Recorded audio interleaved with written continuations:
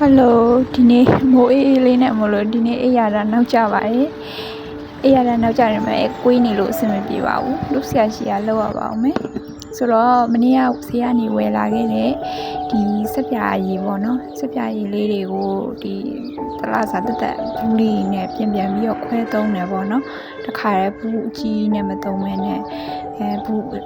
လက်ကလေးတက်တက်ထားပြီးတော့ကြတော့သုံးတယ်ပေါ့နော်အဲ့ဒါလေးအရင်ဆုံးခွဲထည့်ပြပါတယ်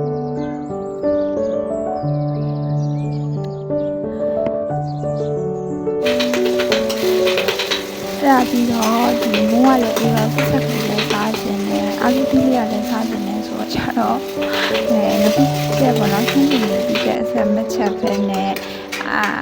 အာလူသီးလေးရောပြီးတော့အာလူသီးခင်းခြင်းနဲ့ငပိချက်လိုက်တယ်ပေါ့နော်တခါရဲပေါင်းပြီးချက်လိုက်တော့စင်ပြေသွားတာပေါ့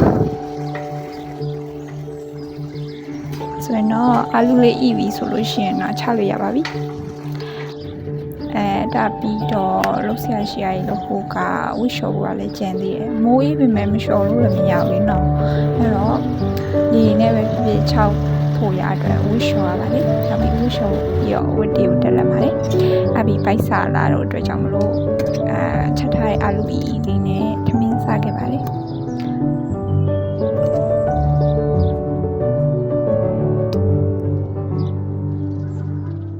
စားလို့ရမ်းကောင်းပါတယ်